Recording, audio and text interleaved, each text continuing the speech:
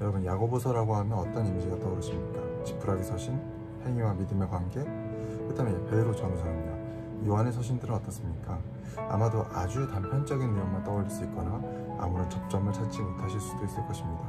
더 시야를 넓혀 1년 동안 강단에서 다루는 말씀을 볼 때 복음서나 로마서를 비롯한 바울의 서신, 그리고 행전은 자주 설교되지만 이른바 공동서신은 거의 소개되지 않는 것이 현실이죠. 오늘 소개하려는 최영삼 교수님의 저서는 이러한 현실에 대해 공동서신의 재발견이 가진 중요성을 일깨워주고 있습니다. 이신칭의 전통과 바울이 협력했던 기둥과 같은 사도들의 목소리를 함께 들으라는 것이죠. 초기 교회 공동체는 바울이 혼자 세웠던 것이 아니라 예루살렘을 중심으로 한 사도들의 목소리와 신학이 함께 세워갔던 것입니다. 그래서 신약신학은 독창이 아니라 합창이며 오직 성경은 전체 성경의 기초 위에서 이야기되어야 합니다. 이것을 이야기할 때 최영삼 교수님이 말하는 중요한 주제가 있죠. 공동서신은 하나의 공통적 신학을 가진 정경 모음집이다. 우리는 보통 야고보서부터 유다서까지 7개의 공동서신 책들을 서로 일관성이 없고 주제도 다른 개별적인 책이라고 생각합니다. 이른바 주류를 이루는 바울 서신에 들지 못하는 자투리 모음집이라는 것이죠. 그러나 공동서신은 정경화 과정에서 오히려 바울 서신과 다른 전통에서 있는 가르침을 교회에 균형적으로 제공함으로써 사도들의 증언을 더 폭넓게 이해하도록 돕는 역할을 한다는 관점이 새로 발견되고 있습니다.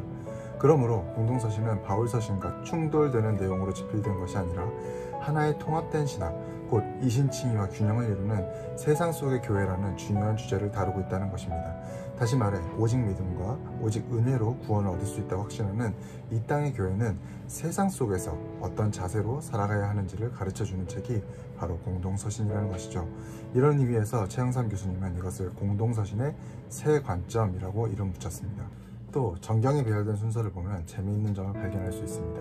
공동서신은 야고보, 베드로, 요한 순으로 되어 있는데 이는 성경이 예루살렘을 대표하는 이 위대한 사도들을 언급하는 순서, 즉 갈라디아서 2장 9절에서 바울이 예루살렘의 기둥 같은 사도를 언급할 때 야고보, 베드로, 요한 순으로 언급한 것과 동일합니다.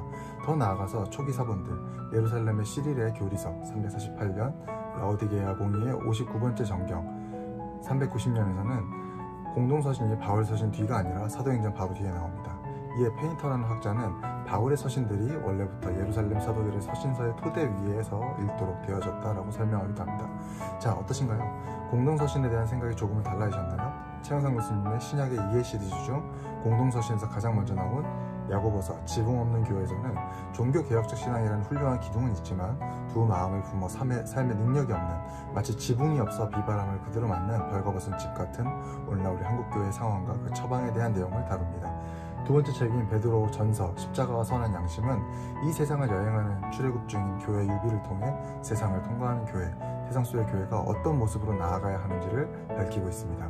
마지막으로 베드로후서, 신적 성품과 거짓 가르침에서는 거짓 교사와 거짓 가르침과 싸우는 교회에 신적 성품의 성장이라는 처방을 주고 교회 안으로 쏟아져 들어온 세상과 어떻게 싸워야 하는지를 이야기합니다. 자, 이런 흐름 속에서 최영삼 교수님의 새로운 책 요한일서 코이노니와 코스모스를 이번에 출간하게 되었습니다.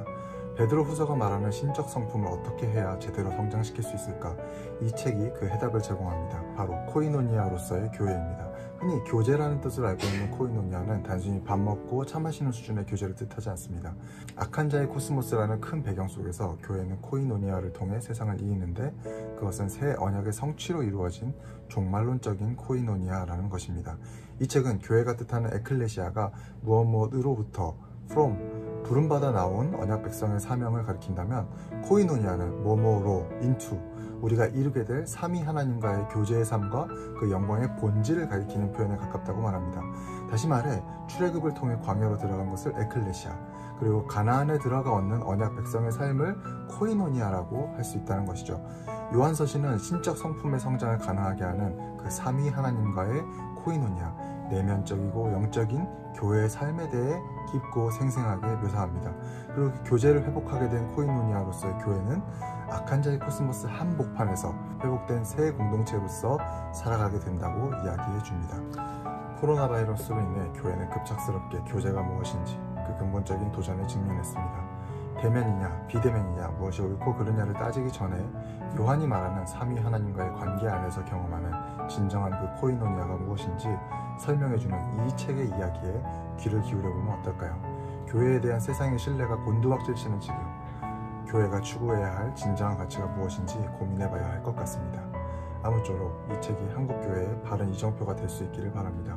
곧 전국 서점에서 만나보실 수 있습니다. 감사합니다.